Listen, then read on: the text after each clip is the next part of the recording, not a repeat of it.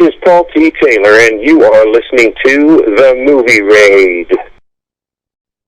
It's time for the movie raid, and tonight's victim is actor Paul Taylor, that is known for his role in Hellraiser Judgement as Pinhead. Hello. Hey, Mike, how are you? Fantastic, man. So what have you been up to lately? I know you got some con events going on. Yeah, actually this weekend I'm going to be going to Bastrop, Texas Cult Classic Convention. That's going to be a lot of fun. Bastrop, Texas is the home of the gas station from the original Texas Chainsaw Massacre, which is really cool. I'm sure we'll go and visit the gas station and eat some nice spaces and stuff. So that's going to be fun. Hang out with some of my horror friends and hopefully meet a lot of groovy people who love the horror. It's going to be a hoot. Conventions this year so far as well. I'm going to South Carolina Comic-Con in Greenville, South Carolina, March 28 and 29. I'm going to Motor City Nightmares, woohoo, in Novi, Michigan in April 24 and 26. I'm going to a new one called Metrotham, which is a combination of the word Metro and Gotham, so Metrotham in East Ridge, Tennessee, May 1 through 3. And I just got invited to something called Lucid Nightmare Presents Purgatory, Springfield, Illinois, July 18. And another one, Tidewater Convention in Norfolk, Virginia in September.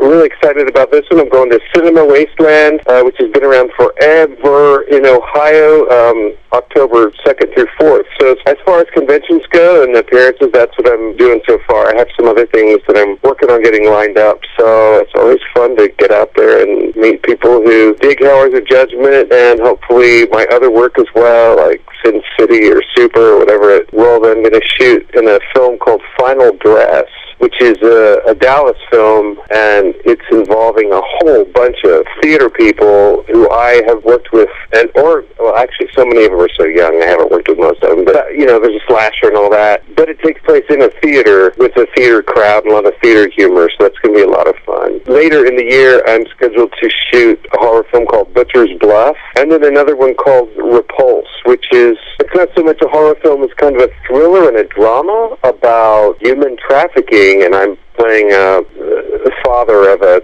girl who is just in kind of a mess, a lot of trouble. And I have a play lined up in June at a theater called Theater 3, which is where I just got to play Renfield in Dracula several months ago. I'm doing a play called The Immigrant in June there. So far I have a really busy 2020 lined up. What I'm really excited about, in November 19, I shot the largest role I've ever done in a drama.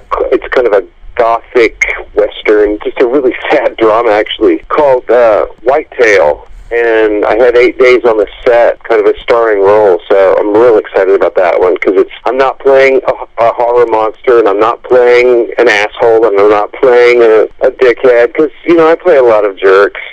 This guy is, just totally sort of vulnerable. He's kind of the heartbeat of the movie, so I'm really looking forward to seeing how that one goes. So I've got another movie from the producers of Sick for Toys, which is called Roadhead, which is going to premiere the CineQuest Festival in San Jose in March. And at the same festival, we'll be premiering another movie I'm in called Shifter, which is sort of a time travel sci-fi horror drama. And Roadhead is a really naughty horror comedy. But anyway, I've been busy. And I'm still busy, so it's a great thing. You mentioned that since you played so many characters between being jerk roles and bad guys and horror characters and so forth, do you still have trouble having to shake that feeling off that the audience continues to see that and kind of sticks to that main aura of what you're usually playing as, and you still feel like you're almost starting over, like this is a totally different side that you have to actually prove that you can go outside these characters even though that you've been used to the other ones? Well, it is nice to be playing something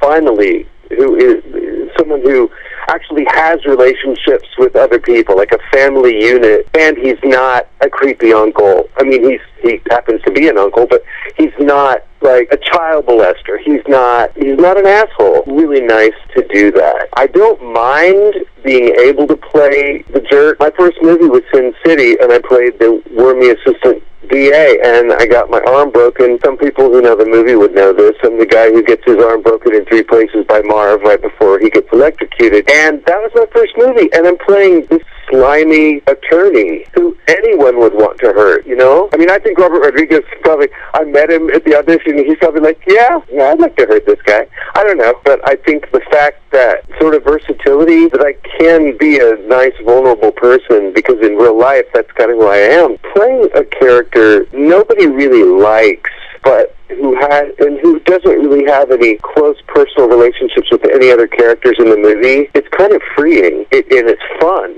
I mean, it's fun to play assholes, and because you get to just sort of get into the skin that is not socially acceptable in your real life, perhaps. You know, I mean, it's like generally being an actor. It's not just in film, it's in movies. I mean, it's in theater, too, and TV, to play characters who are villainous or who are unlikable. I try not to ever play a character that's unlikable, because in order to play any character, I have to like the character. And I have to find something I like about the character. I think a lot of villains and bad guys, they don't think of themselves as villains and bad guys. They're just people who are getting by, just being themselves. Now we have sociopaths and psychopaths who have a clue. They know they're hurting people. They know that they could do better. But some people are on such a wavelength that they don't even know what they're doing is wrong. And anyway, I like playing jerks, but it was refreshing to play somebody who loved other characters in the movie and had genuine, deep emotions connected to those other characters. It was really great. Speaking of emotion, how do you describe emotional drive and confine it in terms of characterization? Well, really, it comes from the script. You read a script. I mean, a lot of work, I'll just take it before even reading the script, just because I know that I want to work on a certain project, and then sometimes I go read the script and go, oh, that's a really bad script. Oh, well, I already said I'd do it. Anyway, but quite often, I mean, in every case, actually, whether it be theater or film, it's all about the script. David Mamet, a lot of people don't like David Mamet because he kind of cuts art down as far as the creative process. He has his processes, and then some of the other processes he thinks are stupid. But what he basically says is, there is no character, there is only words on a page. So if you take those words that are written, now this is me talking, that's all he says. So if you take the words as they're written, that is your character. Now, hopefully, you read those words or the character description, and then you know how you can relate yourself to that character, and that's sort of where you start. Because there's method acting, which is very, very internalized and coming from a deep emotional place, and sometimes can get really almost psychotic, because it gets so, like, you sort of become another person, which is actually impossible unless you're insane. But to get so close to that, you're not insane, but you are in the correct mindset. Human emotion is real, so you use your own emotion. When you're saying words, when you have tears in your eyes because you're thinking about your dead dog, for example, who just got run over last week, but you're talking about something completely different. You're talking about how much it hurt when someone stabbed you in the gut, but it evokes sort of the same hurt. I mean, they are totally different things. I mean, one would probably have a lot more anger, but anyway, that's irrelevant. I think that you just use yourself, and if you have to fake it, then you fake it. Because if a situation in a play or a movie or TV is ridiculous, and you, like Paul Taylor, I'm there on the set just going, oh my God, this is all really dumb, and I am not really enjoying what we're creating here. You still have to fake it. You still have to come up with something, and hopefully that doesn't happen very often in a person's career. It hasn't happened very often in mine, but when it has, you just get through it. And then it's work, as opposed to creating art where you're like doing what you love and being grateful for that. You have to be grateful either way, but if you're not enjoying it, sometimes it's harder to be right in that moment, be grateful, until you realize later, wait a minute, I could be washing dishes for a living. I could be, or, some people love washing dishes for a living. I'm not saying that's a bad thing. But you could be doing something that you hate for a living,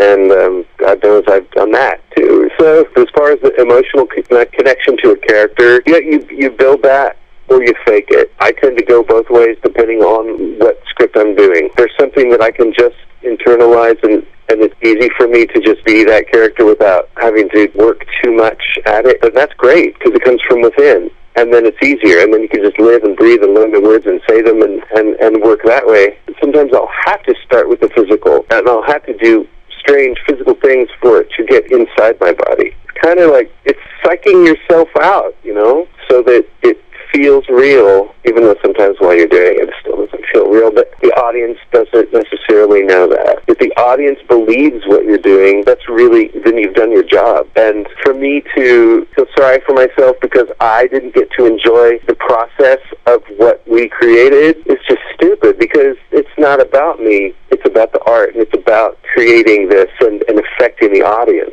I think it's so funny, interviews with big, successful, rich movie stars, like, well, how did you become an actor? Oh, well, luck. I hear these interviews, super famous actors, maybe they were kids and they got a big role in a huge franchise and it made them superstars and they'll be famous the rest of their lives. Okay, that's great for them, but I just think it's funny, as opposed to so many actors who never become superstars, who never become famous, who only do it because they love it so much, and then maybe they get famous later due to really hard work and a lucky break, but or famous isn't what it's all about. Achieving every project that you do and everyone else, do you think it's almost like a constant work on its own as far as that creative focus? Do you think it should always be in constant, or do you think once you get comfortable with creating whatever the emotions and in terms of characterization, that creative focus is already in place? Do you think it should always be in a constant work state? Once you know what you're doing in a particular project, then what you have to look forward to every time you work on it, whether it's on stage or the director says action, is that you get to live those emotions, which are real and yet fake. So it's playing. That's what it's supposed to be, is playing. That's why they call it a play. So they call it play acting. But when it became a business, I guess it became more serious or something.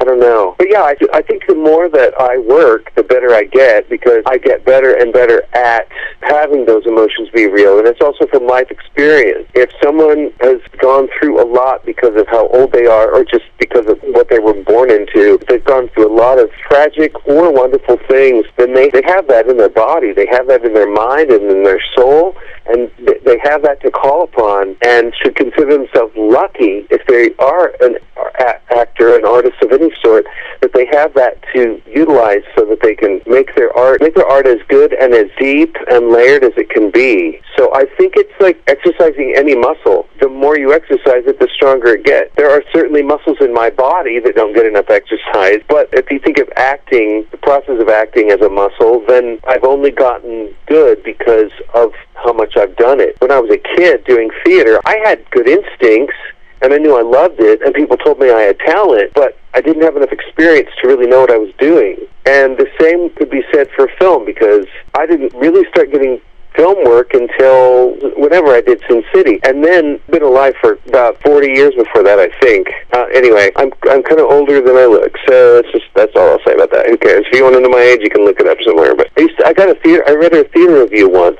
I just played Ned Weeks in The Normal Heart, which is the lead in The Normal Heart, which is this heavy, serious, sad, tragic play about the AIDS crisis. And it's a very angry, deep, intelligent character who has these longs. It's really a masterpiece in writing. And a reviewer started his review by saying, actors who didn't used to have the skills get better with age or whatever. I don't know. But basically what he's saying was, Paul Taylor used to not be a good actor in my view, but now he is. So I read that, I was like, well, I guess that makes sense. That you didn't have to include that in your review, but thanks a lot. So I think the same is true with film work. And I live in Dallas, Texas, and I've lived other places, but I've mostly lived here, and there's not that much film work here. There is some film work, and there are other states where there is film work that surround the area. And so to get the practice that you need to improve, it can be difficult. If you're not working all the time, then you're not exercising those muscles and you're not getting better. However, if you're doing theater, which is, I think, even better training, so glad I grew up doing theater. I think theater is the foundation for acting. And I know there are a lot of film actors, many of them very rich and famous and successful, who've never done a play in their lives. Well, good for them.